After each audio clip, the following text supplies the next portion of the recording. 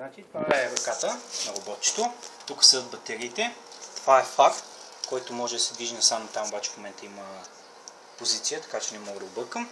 Това е робоглавата, това е веб-камера от лаптоп, това е фоторезистор, датчик за температура и влага, датчик за разстояние. Тук отдолу е чипа, където управлява двата мотора.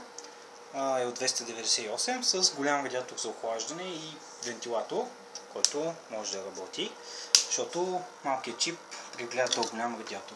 Тук е бредборда заедно с Arduino, което контролира всичко. Имаме 6 регистри за повече портове и разни амбалажни компоненти за фарчета, резисторчета, всякакви други такива дреболийки, които са наслагани. Цялата комуникация и управлението става по интернет през този компютър. В него няма особено много неща, обаче работи. Има wireless. Ако роботът се ползва навън, може да сложи 3G флашка и да работи като 3G флаш с 3G модула. Малко се разглобихме тук, но ще го оправим. Така, както е това, нека го оставим така. Общи линии, това е роботчето, вътре са батериите. Батериите са от лаптоп, който е съсипан, но за робота вършат идеална работа. И в общи линии няма много неща. Има си камерата в момента е изключена, защото трябва да се подобри малко, затова карала и виси. Колелцата отзад са въртящи се, за да може роботът да завива по-лесно. Моторчетата са от електрически отверки, заедно с редукторчетата. Има си всякакви екстри, които могат да се насложат към компютъра с допълнителни функции. Това тук е софтуерчето на роботчето. В общи линии няма много неща в момента, които да са написани, но има нещо, което мери светлината, има дистансметър, който мери разстоянието и това са данните от температурата за температура и влага. Управлението става през този джойстик. И сега вече може да изпробваме роботчето. Можем да бутнем напред. Малко е мощничко, но можем да го върнем назад. В момента имаме малко проблем с движението назад, затова ще го бутнем напред. Можем да завиваме. Така. Батериите ни леко падат, но го прави. Батериите са слаби, но напред върви добре. Също така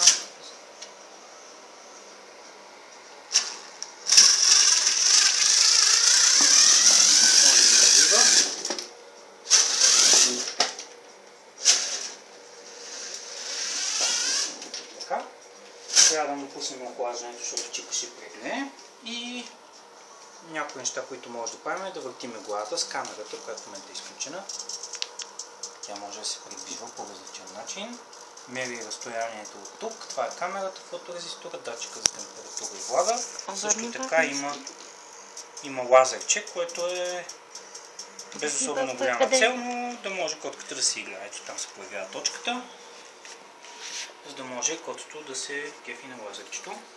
Ето, сега ще видим как е интересно. Айде, Вики! Виж, Вики, виж.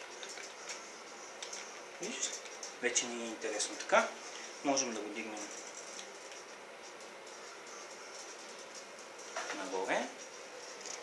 Имаме едноватов фенер, който ще пуснем сега. Но тук на бредборда не прави много добър контакт, трябва да го запоя.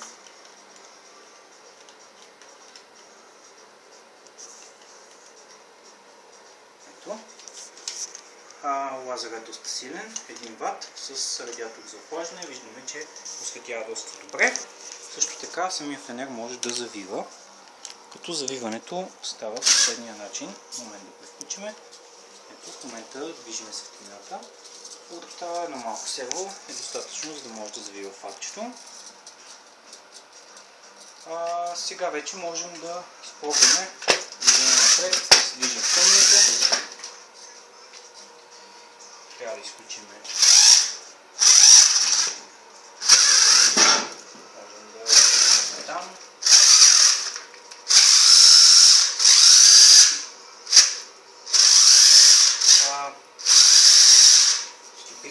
проблем, който ще трябва да го отстраним. Но това може би... Проблемът е, че едното от колелецата се е отвъртяло. Ето тази гайка най-вероятно трябва да бъде затегната, което в момента не можем да направим.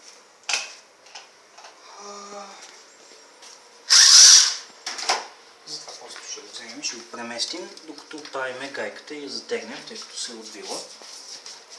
Можем да го оставим.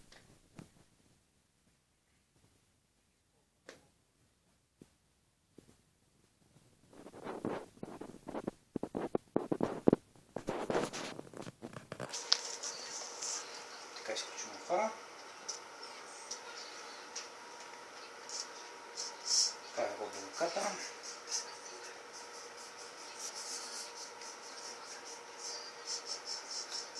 Може да взима различни неща, да ги вдига, да завива. Така, трябва да пуснем още малко надолу. Да глъпим обочето леко напред.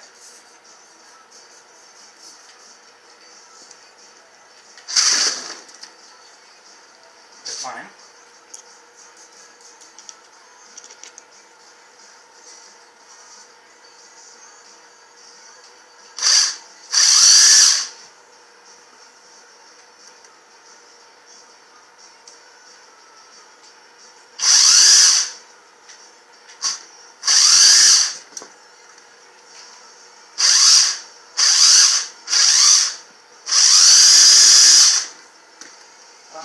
Само един момент, за да затегна колелото, защото да заведем да си.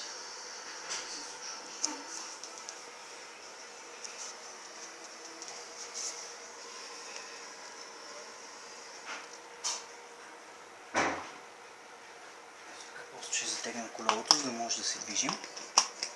Слаба светлината.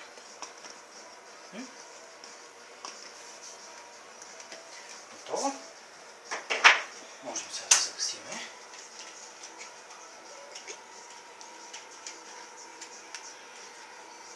И да дадем назад.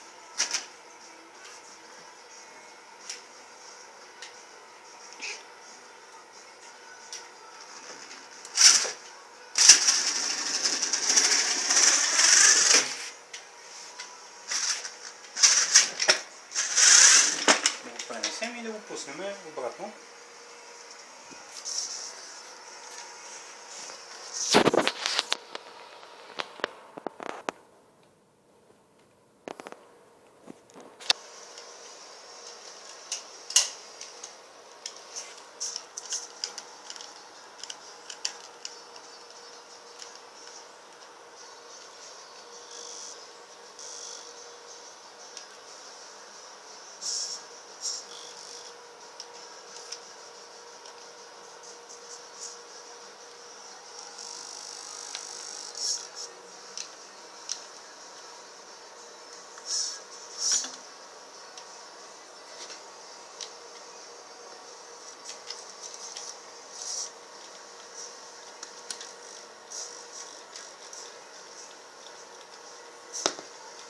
Сега вече може да пуснем.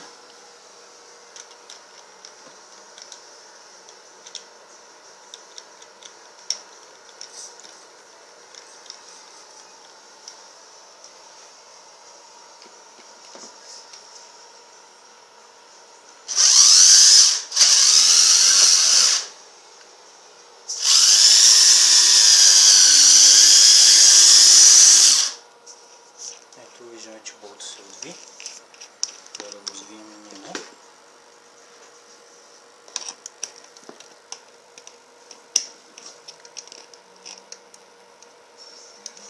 Има разни неща за да усъвършенстваме, но цяло е.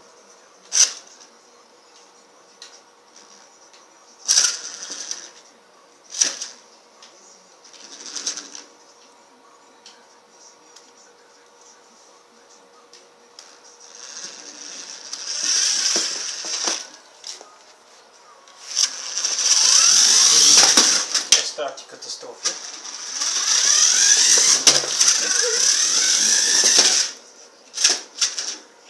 Но поне е здрав и държи на бой. Има малко забавяне в приемане на командите и заради това стават катастрофи.